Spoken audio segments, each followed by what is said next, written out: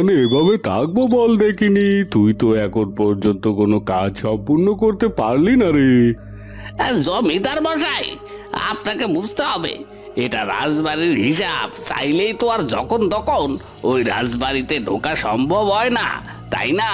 রাজবাড়িতে ঢোকা সম্ভব হয় না দেখে তার উপর আবার এই রাজবাড়ির রানী ওই ফুলকুমারী, হিসাব আছে এখানে। দেখ, তোকে তো আমি বলেই দিয়েছি যে মেয়েটাকে আমার ভীষণ পছন্দ হয়েছে, ওকে আমি আমার স্ত্রী বানাবো।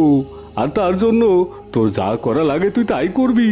আর তাছাড়া তোকে তো আমি পয়সাও কম দেইনি, প্রয়োজন হলে আরো পয়সা দেব। তারপরেও যে করে হোক ওকে আমার চাই। এই জমিদার কখনো কোনো দিনও হার মানেনি, আর মানবেও না। সেসব ঠিক আছে, কিন্তু আপনাকে তো কিছুটা ধৈর্য ধরতেই হবে।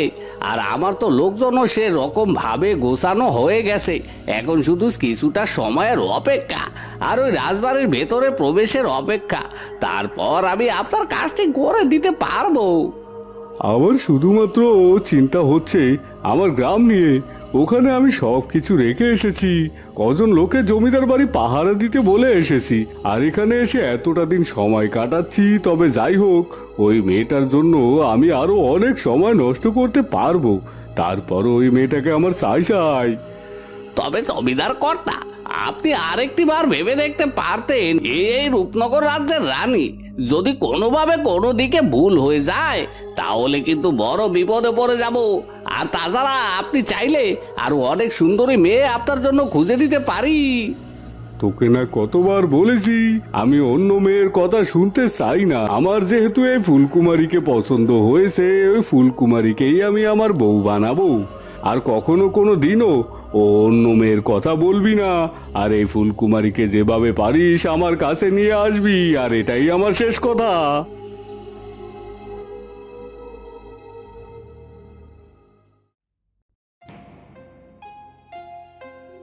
ওদিকে ফুলকুমারী চিন্তিত মুখে বারান্দায় দাঁড়িয়ে আছে।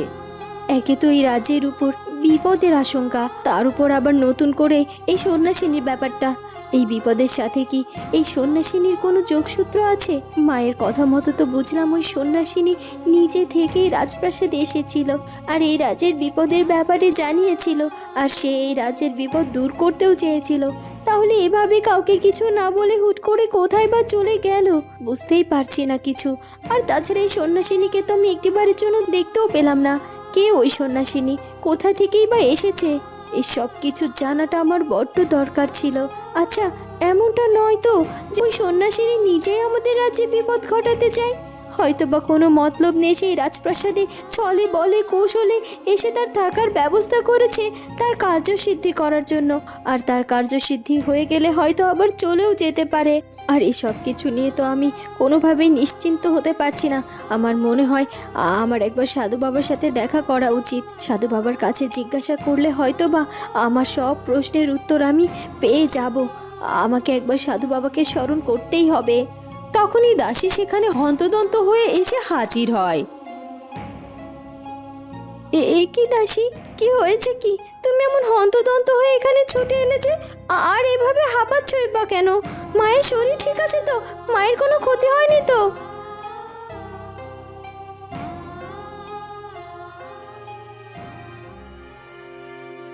না না নতুন রানীমা, রাজমাতা ঠিকই আছেন, ওনার কিছুই হয়নি।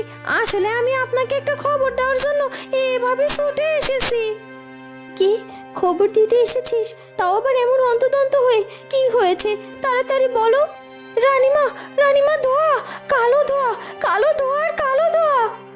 দাসী, এইসব কি বলছো? কি কালো ধোয়া মানে? কোথায় দেখলে তুমি কালো ধোয়া?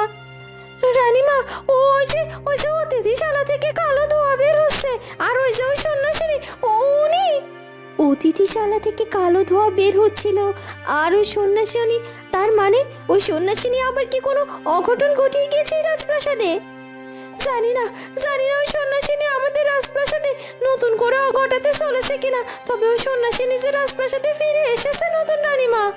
কি বলছো কি দাসী? ওই সন্ন্যাসিনী রাজপ্রাসাদে ফিরে এসেছে মানে?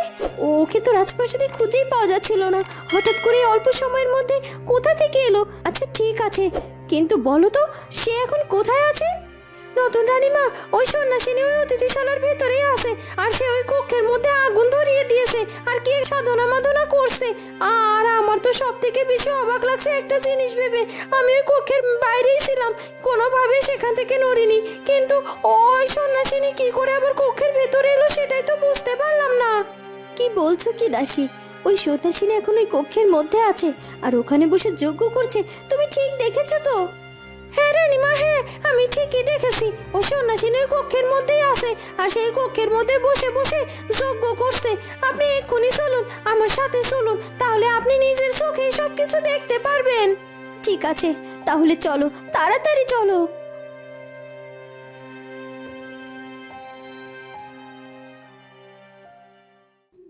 ওদিকে সাধু বাবা ফুলকুমারীর বিপদের ব্যাপার নিয়ে চিন্তা করতে থাকে আর নিজে থেকে সে জানার চেষ্টা করে কোন দিক থেকে ফুলকুমারীর উপর বিপদ ঘনিয়ে আসতে পারে।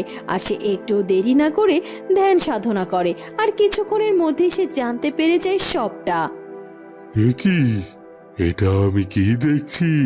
রূপনগর রাজ্যে বিপদ ঘটবে কি? ইতিমধ্যে তো বিপদের সূত্রপাত শুরু হয়ে গেছে। ওই মন্ত্রী মশাইয়ের মেয়ে ওই উর্মিমালা সে একজন সন্ন্যাসী হয়েছে, আর শুধু তাই নয়, সে তো অনেক শক্তির অধিকারী হয়েছে।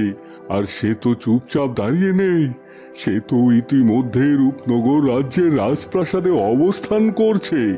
আর এটা তো ফুলকুমারীর জন্য বড্ড বিপদের কারণ। ওই উর্মিমালা তো চাইছে ফুলকুমারীকে শেষ করে দিতে আর ওর বাবাকে ওখান থেকে মুক্ত করতে, কিন্তু ফুলকুমারীকে ওকে কোনোভাবেই চিনতেও পারবে না। না না, কোনোভাবেই আমাকে দেরি করলে হবে না, আমাকে একবার ফুলকুমারীর কাছে যেতে হবে আর ওকে গিয়ে সব কিছু জানাতে হবে। ওরা যদি আগে থেকে ওই উর্মিমালাকে ধরে ফেলে তাহলে হয়তো বা এই যাত্রা বিপদ থেকে রক্ষা পেতে পারে। না না, আর দেরি করব না, এক্ষুনি এক্ষুনি আমার ফুলকুমারীর সাথে দেখা করতে হবে আর ওকে সব সত্যিটা জানাতে হবে।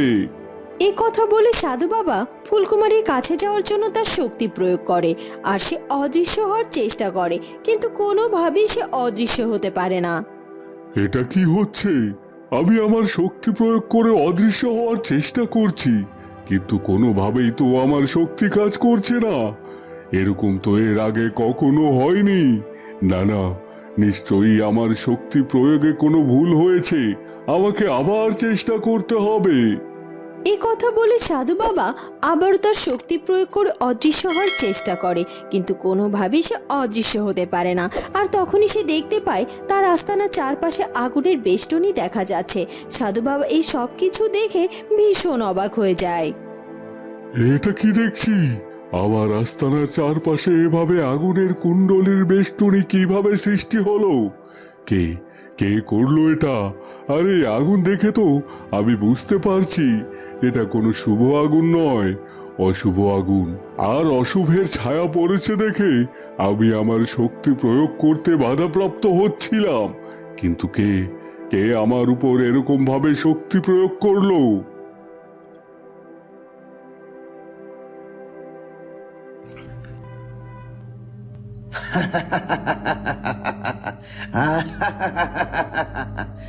আমি জানি সাধু বাবা, আপনি চেষ্টা করবেন ফুলকুমারীর কাছে যাওয়ার জন্য, কিন্তু আমি কোনোভাবেই ফুলকুমারীর কাছে যেতে দেব না।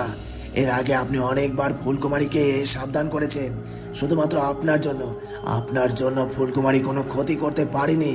কোনো কিছু ঘটার আগে আপনি ফুলকুমারীকে সব কিছু জানিয়ে আগে থেকে সতর্ক করে দেন, এমনকি নিজে তাকে সাহায্য করেন।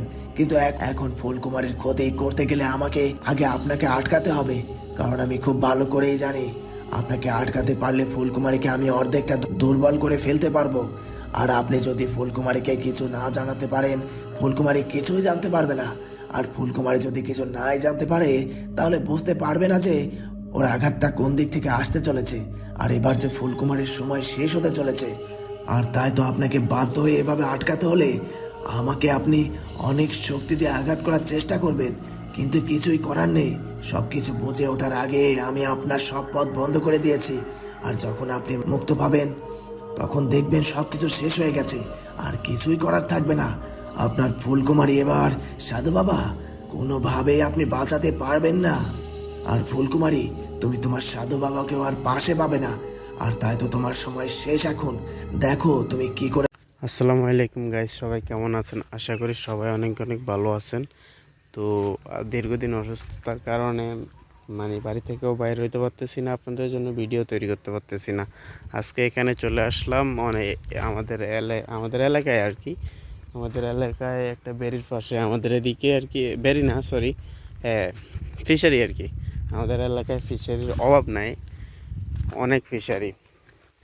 তার জন্য আজকে একটা ফিশারি ঘুরতে আসলাম, ভাবলাম আপনাদেরকেও দেখাবো, নিজের কাছেও একটু ভালো লাগবে, তার জন্য এখানে চলে আসা আর কি। তো সবাই দেখতে থাকুন আমাদের এলাকাটা, দেখতে থাকুন কেমন লাগে। আসলে আমার ক্যামেরাটা অতটা একটা ভালো না যে আপনাদের ভালো একটা ভিডিও উপহার দিব, সামর্থ্যর মধ্যে যতটুকু আছে ততটুকু আর কি।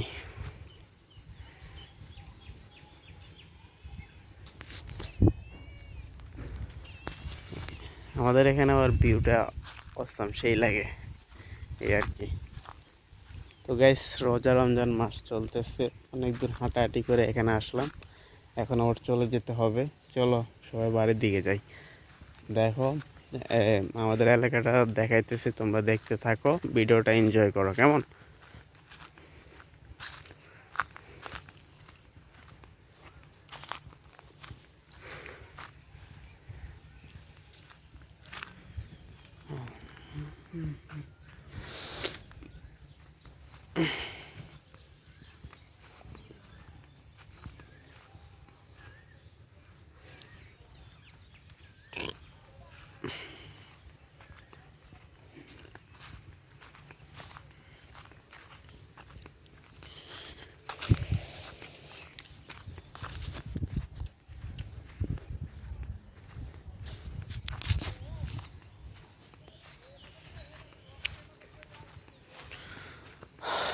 ভিডিওটি ভালো লাগলে লাইক সাবস্ক্রাইব করে দিও, একটি লাইক করে একটি সাবস্ক্রাইব করে দিও, আর কোথা থেকে ভিডিওটি দেখতেছো সেটা কমেন্ট করে জানিয়ে দিও।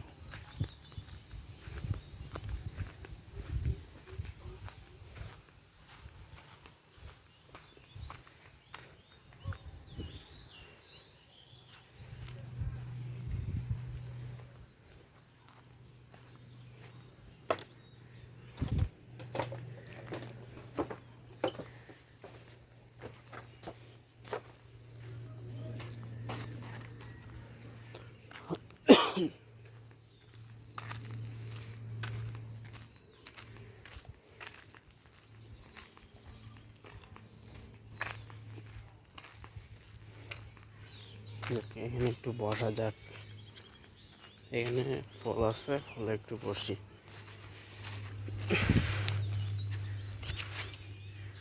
তোমাদেরকে ভিউটা একটু দেখাই, আসলে রোদের কারণে আমি কিছু দেখতে পাচ্ছি না, তারপরও ক্যামেরার মধ্যে যা দেখা যায় আর কি।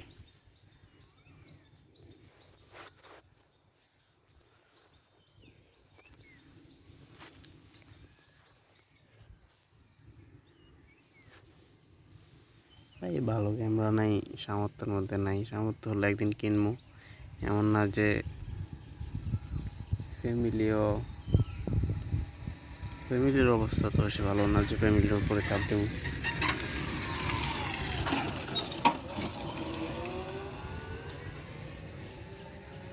এই আর কি, যেদিন সামর্থ্য হবে ওই দিনই কিনবো, এর আগে ভিডিওতে ভিউ আসলো না না আসলো এটা দেখার বিষয় নেই, ভিডিও করেই যাব। যেদিন সামর্থ্য হবে ওই দিন ফোন কিনবো আর কি। কষ্ট করলে একদিন না একদিন সফলতা আসবে ইনশাআল্লাহ, আল্লাহর প্রতি ভরসা আছে। যাই হোক, চলো, এখানে অনেকক্ষণ বসে আসছিলাম, যাই হোক একটু বিশ্রাম নিয়েছি, এখন চলো তোমাদেরকে এলাকাটা দেখাই, আমাদের সুন্দর এলাকা।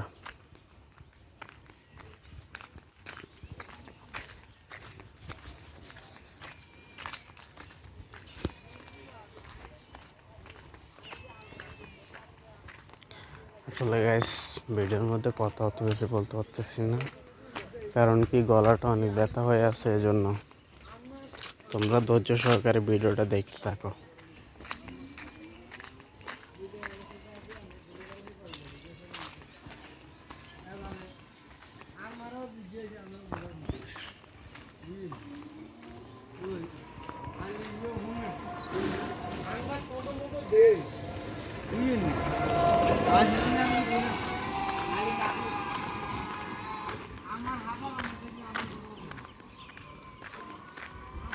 তুমি খাও, তুমি পড়াও, তোমারই তো সবই অনুদান। আল্লাহ, ও আল্লাহ, ও আল্লাহ, ও আল্লাহ, আল্লাহ,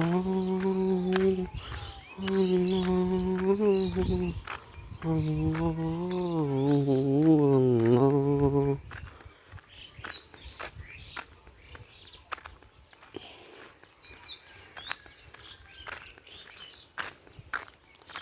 জীবনে যাই করেন না ভাই, আল্লাহর প্রতি বিশ্বাস রাখবেন। ইনশাল্লাহ একদিন না একদিন সফলতা আসবেই। আল্লাহ কখনো কাউরে নিরাশ করে না।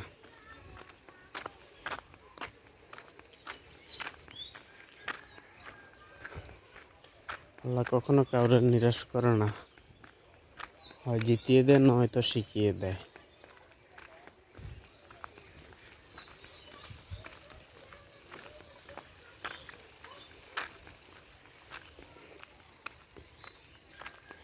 আপনাদের দাওয়াত রইল, আমাদের এলাকায় আসবেন। যদি ভালো লেগে থাকে ভিডিওটা, আমাদের এলাকায় আসবেন, আইসা ঘুরে যাবেন। আমাদের লোকেশন হলো কুমিল্লার লাকসাম। আমাদের এলাকাটা হলো লাকসাম থেকে 3 কিলোমিটার আসলে চন্দনা বাজার পড়ে। চন্দনা বাজার থেকে প্রায় 2 কিলোমিটার হবে আর কি, 2 কিলোমিটার খিলপাড়া।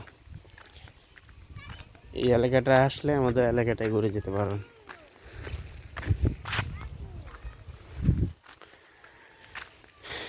তো মন চাইলে আসিয়েন, একদিন ঘুরে যায়েন।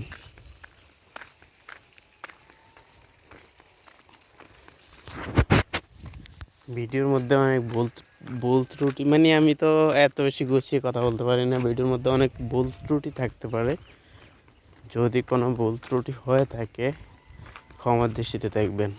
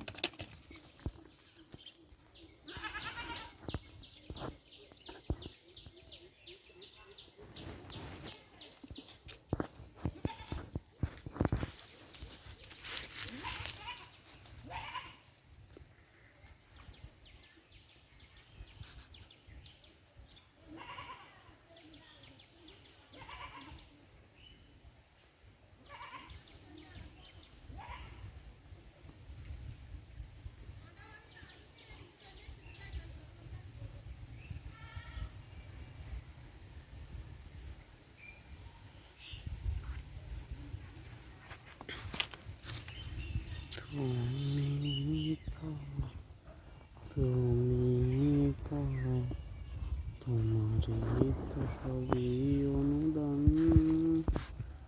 আল্লাহ, আল্লাহ, এই দেখেন আমাদের এখানে কলা গাছে একটা কলার চোরা ধরছে, দাঁড়ান আপনাদেরকে দেখাইতেছি।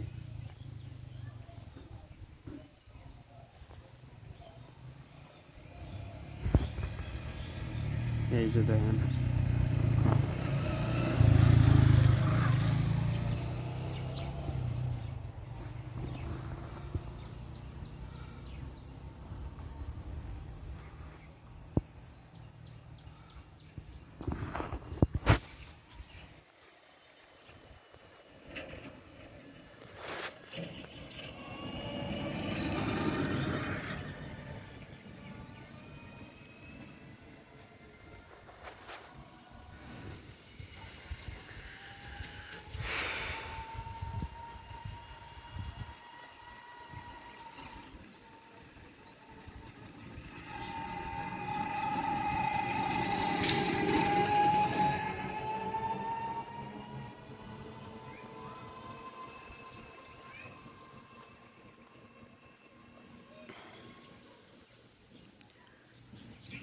তো গাইস বাড়ির দিকে চলে যাব। সবাই ভালো থাকেন, আল্লাহ হাফেজ। আগামী ভিডিওতে দেখা হবে, বাই বাই।